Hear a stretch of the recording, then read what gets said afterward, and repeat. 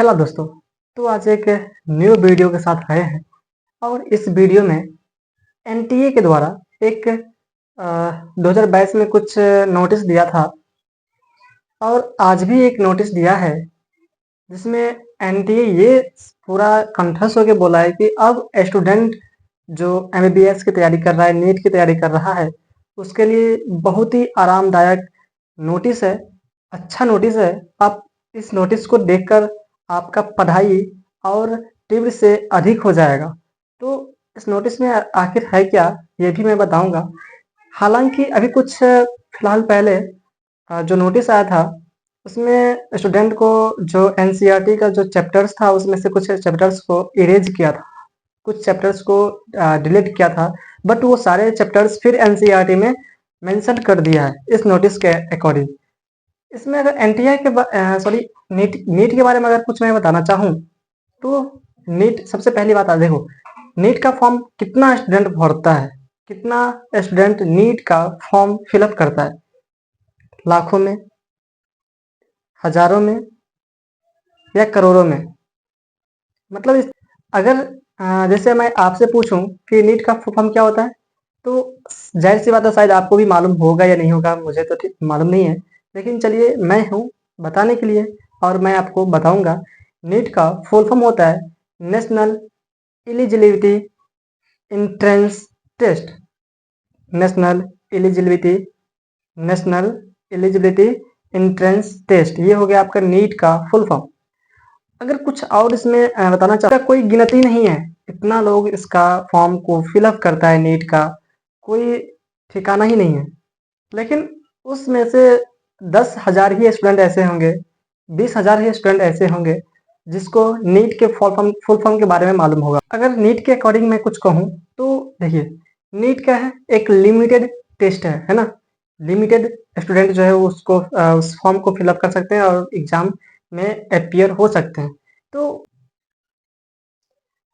तो चलिए मैं बताता हूँ कि नीट में कौन कौन सा स्टूडेंट अपियर हो सकता है, कौन कौन स्टूडेंट जो है ना वो नीट के एग्जाम में बैठ सकते हैं, नीट का एग्जाम ज्वाइन कर सकते हैं। इसके बारे में देखिए, कुछ लिमिटेड स्टूडेंट है, जैसे कि 12th पास आउट स्टूडेंट जो है ना वो नीट के एंट्रेंस एग्जाम में बैठ सकते हैं। वो भी स्टूडेंट 12th पास में भी कुछ कंडीशन है। प्रत्येक सब्जेक्ट जो है ना, जैसे कि फिजिक्स, केमिस्ट्री, बायोलॉजी, बायोलॉजी में भी दो टाइप्स आते हैं, एक जूलॉजी, एक बॉटनी। तो फिलहाल उतना ध्यान देना है नहीं। फिजिक्स, केमिस्ट्री, बायोलॉजी तीनों में 50% का रहना अनिवार्य है। 50% तीनों सब्जेक्ट में रहना चाहिए। और साथ ही साथ एनटीए के द्वारा यह भी नोटिस दिया गया था कि फिजिक्स, केमिस्ट्री, बायोलॉजी में तो 50% का होना तो चाहिए, लेकिन जो परसेंटेज है, टोटल परसेंटेज है, वो 12th में 60% होना चाहिए, 60% से अबव होना चाहिए या 60% होना चाहिए, तभी जाके आप नीट के एग्जाम में बैठ सकते हैं। यहाँ तक हो गया नीट के बारे में।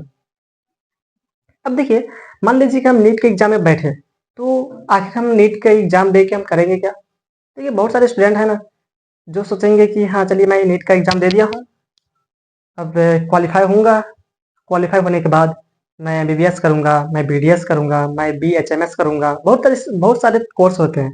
कुछ कोर्स के बारे में डिटेल्स देता हूँ। जैसे कि एमबीबीएस की बात करूँ, एमबीबीएस जो है एक सर्जन डॉक्टर्स बनते हैं, सर्जन डॉक्टर्स। अगर बीडीएस की बात करूँ, टीथ डॉक्टर्स बनते हैं। अगर बीएचएमएस की बात करूँ तो ये आयुर्वेदिक रिलेटेड जितने भी डॉक्टर्स हैं वो सारे के सारे डॉक्टर्स बीएचएमएस के कोर्स को क्वालिफाई करते हैं या चूज करते हैं। ठीक, नीट के बारे में कुछ और मैं बताना चाहूँ तो नीट को जो नेशनल एलिजिबिलिटी एंट्रेंस टेस्ट है, इसको कंडक्ट करता है एनटीए। अब देखिए, बहुत सारे स्टूडेंट हैं जो नीट का एग्जाम देने के बावजूद भी उसको ये नहीं मालूम कि नीट को हैंडल कौन करता है। देखिए, जो नीट का जो फुल फॉर्म है ना, नेशनल एलिजिबिलिटी एंट्रेंस टेस्ट, इसको हैंडल करने के लिए एक व्यवस्था बना है। जैसे कि बीएससी नर्सिंग को कंट्रोल करने के लिए भी एनटीए ही है, ऐसे ही नीट को भी हैंडल करने के लिए एनटीए है, that is national testing agency. ये है NTA, national testing agency full form है, ये उसको हैंडल करता है। अब जितने भी नीट का सिलेबस है, जितने भी नीट का एग्जाम जो स्टूडेंट करते हैं, जो स्टूडेंट नीट का एग्ज़ाम दे रहे हैं या देने वाले हैं, उसके लिए सिलेबस की पूरा तैयारी करना, पूरे गाइडलाइंस देना, पूरा नोटिस देना, सारे के सारे वर्क किसका है? एनटीए का है। एनटीए के द्वारा ही सिलेबस को जारी किया जाता है। एनटीए के द्वारा ही एग्जाम डेट को एक्सटेंड किया जाता है, या एग्जाम डेट को पब्लिश किया जाता है, या रिजल्ट डेट को पब्लिश किया जाता है एनटीए के द्वारा। तो अब देखिए, ये नेशनल टेस्टिंग एजेंसी है, इन्होंने 4 सिलेबस को 4 सब्जेक्ट्स को इस नीट के बेसिस पे इन्होंने मतलब लिमिट दिया है कि 4 सब्जेक्ट्स कंपलसरी है। 4 सप्ताहों के 4, एक फिजिक्स, दूसरा केमिस्ट्री, तीसरा बॉटनी, चौथा जूलॉजी। चारों का टीचर अलग अलग होते हैं, ठीक। तो ये चारों सब्जेक्ट में आपको क्वेश्चन आएंगे और सारे क्वेश्चन को अटेंड करना है।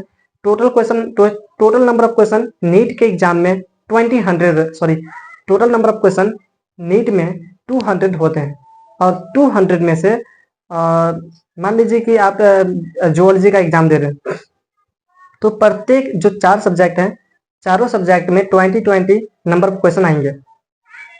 प्रत्येक सब्जेक्ट में 20 क्वेश्चन आएंगे, और 20 में से प्रत्येक सब्जेक्ट में से आप 4 क्वेश्चन को 5 क्वेश्चन को आप छोड़ सकते हैं प्रत्येक सब्जेक्ट में से। Total skip number of question कितना हो गया? 20। तो 200 में से आप टोटल 20 क्वेश्चन को स्किप कर सकते हैं, बाद बाकी 180 क्वेश्चन को आपको अटेम्प्ट करना है। कंपलसरी है, 180 क्वेश्चन कंपलसरी है, तो उसको अटेम्प्ट करना है। अटेम्प्ट करने के बाद मान लीजिए कि आप 180 क्वेश्चन को अटेम्प्ट किए, तो ईच क्वेश्चन का number of marks, each question का नंबर ऑफ मार्क्स 4 होते हैं, यानी एक क्वेश्चन का जो नंबर्स है वो 4 होते हैं। तो इस तरह से 180 क्वेश्चन का अटेम्प्ट किए, तो टोटल मार्क्स कितना हो गया आपका? 720, यानी 720 नंबर का 720 नंबर का आपका कोई एग्जाम होते हैं, जिसमें से आप अगर 600 भी मार्क्स उठा लेते हैं, 720 में से 600 नंबर्स भी आपके आ जाते हैं, तो आप नीट को क्वालिफाई कर सकते हैं, क्वालिफाई हो गए हैं।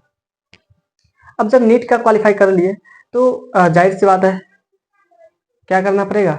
नीट क्वालिफाई करने के बाद आपको चूज करना है कि मुझे किस फील्ड में जाना है। मान लीजिए कि आपको डेंटल में जाना है, तो आपको बीडीएस करना पड़ेगा। मान लीजिए आपको सर्जन में जाना है, तो आपको एमबीबीएस करना पड़ेगा। अगर मान लीजिए कि आपको आयुर्वेदिक में जाना है, तो आपको बीएचएमएस कोर्स को चूज करना पड़ेगा। इस तरह से आप चूज करेंगे।